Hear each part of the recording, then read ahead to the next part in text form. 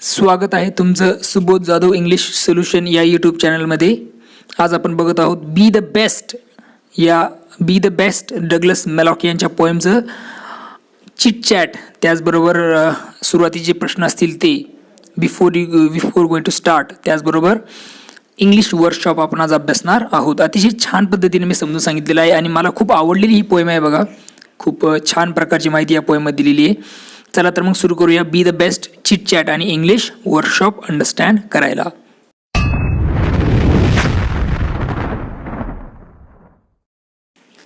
B the best Douglas malloc chit chat. पहिला प्रश्न, have you got a prize in any competition? तुम्हाला कुठल्या कॉम्पिटिशनमध्ये प्राइज मिळालेला आहे का? आता तुमचं आन्सर वेगळं असू शकतं. मी एक एक्झाम्पल दिलं आहे बघा. Yes, I have got a prize in running competition. तुम्ही लिहू शकता drawing competition, speech competition, anything. How did you feel at that time? I felt very happy at that time. मला खूप आनंद झाला त्यावेळी.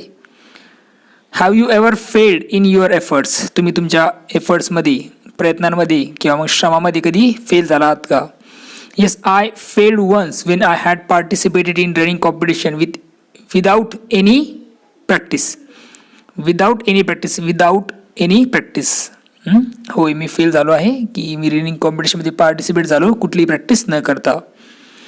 Number 4, do you think we should accept success as well as failure? Yes, we have to accept both success and failure with same spirit.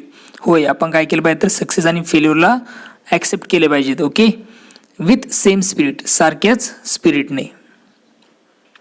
Number 5, what will be your reaction if you are not selected in a team? जर तुमचं टीममध्ये selection झालं नाही तर तुमचं काय reaction असेल?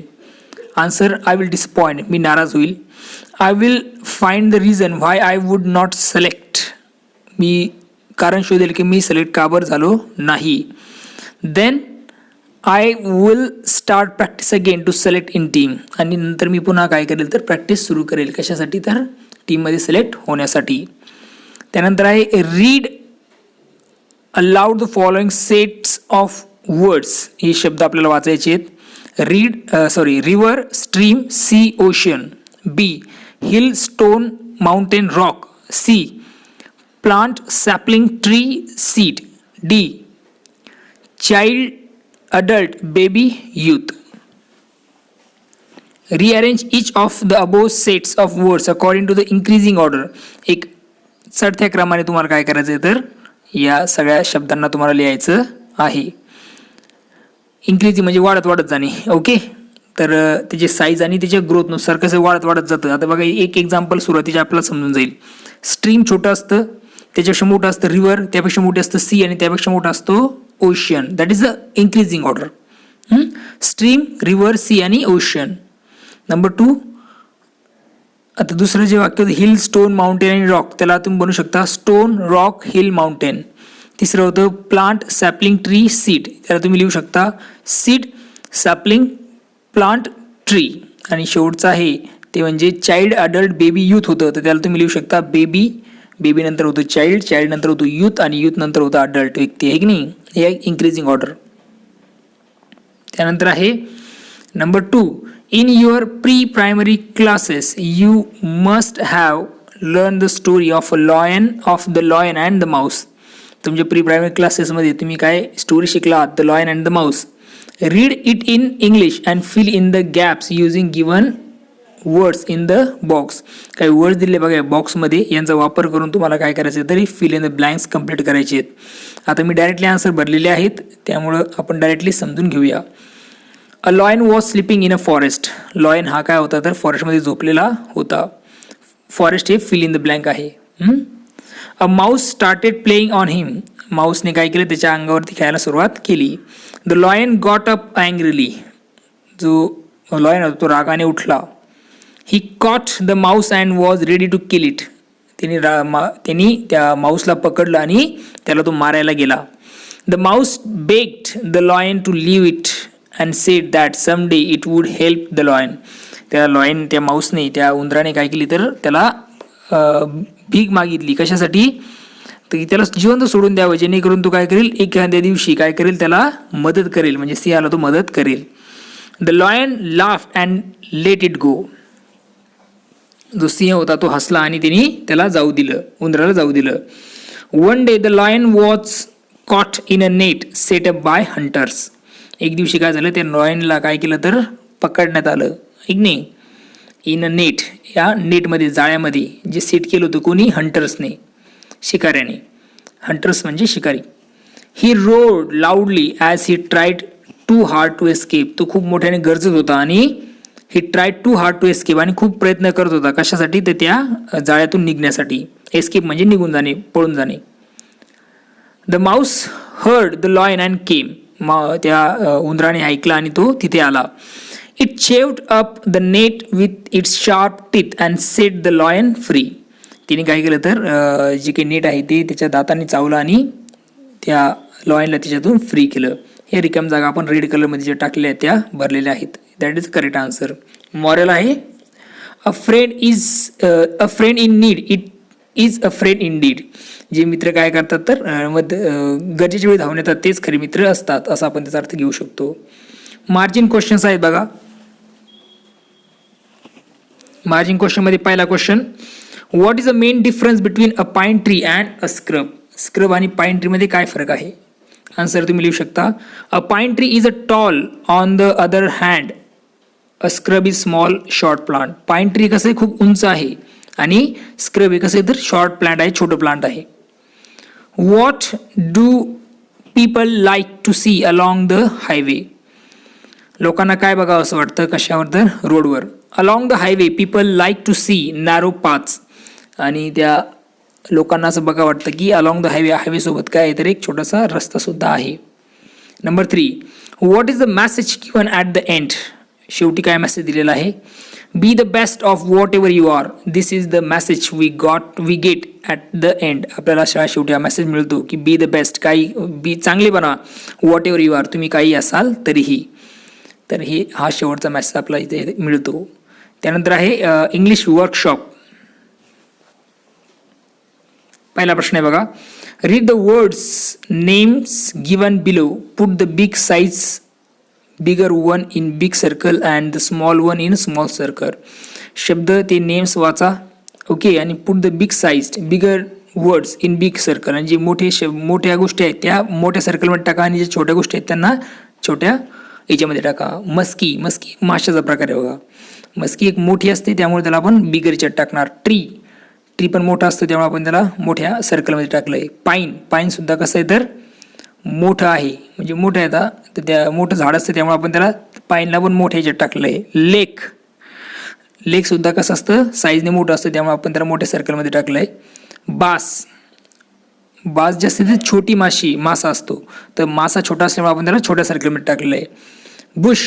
Bush पण आपण छोट्याच्या टाकलं कारण बुश छोटं असतं, ट्री मोठं असतं. हायवे लांब असतो, मोठा असतो त्यामुळे आपण हायवेला मोठ्या सर्कलमध्ये टाकलेलं आहे. त्यानंतर स्क्रब म्हणजे छोटं असतं त्यामुळे आपण त्याला छोट्या याच्यात टाकलेलं आहे. रील पण छोटं असतं त्यामुळे आपण त्याला छोट्या सर्कलमध्ये टाकलेलं आहे. सन मोठा असतो त्यामुळे आपण त्याला मोठ्या सर्कलमध्ये टाकलं आहे. स्टार छोटं असतं दिसायला, आपण इथून बघलं स्टार आपले छोटे दिसतात त्यामुळे स्टार आपण छोट्या सर्कलमध्ये टाकलं आहे. ट्रेल म्हणजे पायवाट छोटी असते त्यामुळे आपण त्याला छोट्या सर्कलमध्ये टाकलेलं आहे. हे त्याचे आन्सर्स आहेत. Question number 2, form group of 4, read each stanza in the poem turn by turn. आता 4 मुलांचा ग्रुप बनवायचा आणि पोएम रीड करायची. आता स्टुडंट ॲक्टिव्हिटी आहे, तुम्ही क्लासमध्ये करू शकता किंवा तुम्ही घरी सुद्धा ही पोएम लाऊडली वाचू शकता. त्यानंतर question number 3, find and write the pairs of rhyming words from the poem. Two rhyming words आहेत. Here, near, make, lake, star, are, hill, rill, okay, grass, brass. हे पण तुम्हाला दिसतंय पोएममध्ये दिसतंय बघा आपला एक ग्रास, ब्रास. त्यानंतर हिल रिल सांगितलंय. बी, ट्री हे सुद्धा रायमिंग वर्ड्स आहेत, पोएममध्ये दिसत आहेत. Complete the following with appropriate words phrases from the poem. Words दिलेले ते फ्रेजेस तुम्हाला कम्प्लीट करायचे आहे. First one is done for you, एक आपल्याला बनवून दाखवलं बघा. If you can't be a pine be a scrub. आता दुसरा प्रश्न आपला, if you can't be a tree, answer be a bush. Okay, if you can't be a tree, be a bush. Be a bush, that is the answer. कारण line number जी 4 आहे पोएमची त्यामध्ये आपल्याला ही लाईन दिसून येईल. Number 3, dash dash dash be a bass. If you are a musky, be a bass. Okay, त्यानंतर मस्की आणि बास दोन्ही माशाचे प्रकार आहेत. त्यानंतर if you can't be a captain, okay, तर आन्सर तुम्ही लिहू शकता you can be in a crew. तुम्ही क्रू बनू शकता. क्रू म्हणजे मेंबर. ओके, खलाशांच्या हाताखाली काम करणारे जे सहकारी असतात खलाशासोबत, कॅप्टनसोबत, त्याला क्रू म्हणतात. त्यानंतर 5, dash dash dash be a trail. If you can't be a highway, be a trail. Trail म्हणजे पायवाट, तो आम्ही सांगितलं आहे. ओके, हायवे म्हणजे highway. If you can't be the sun, be a star. जर तुम्ही सन होऊ शकत नाही तर स्टार तरी बना. खूप छान पोएम आणि मला खूप आवडलेली बघा ही poem. Write whether the following are true or false. All must be the captains of the team.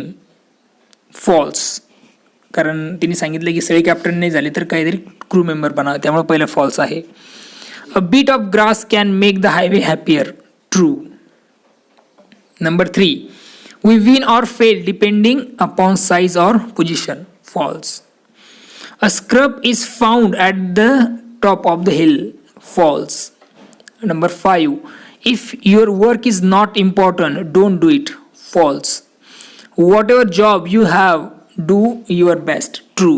अतिशय छान आहे बघा शेवटचा प्रश्न आहे आणि तो सत्य आहे, वाक्य बरोबर आहे ते. फॉल्स म्हणजे चूक आणि ट्रू म्हणजे बरोबर. Write and appreciation of the poem with the help of the points given below. Appreciation तुम्हाला लिहायचं आहे पोएमचं. काही पॉईंट तुम्हाला खाली दिलेले आहेत तर त्यामध्ये तुम्ही लिहू शकता बघा.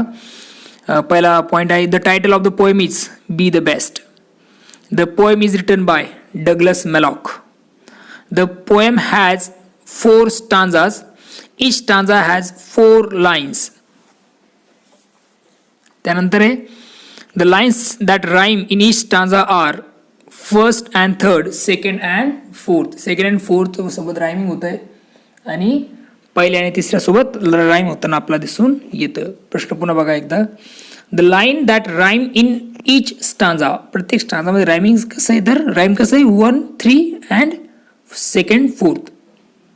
Question number 5, the poet compare big things with small things.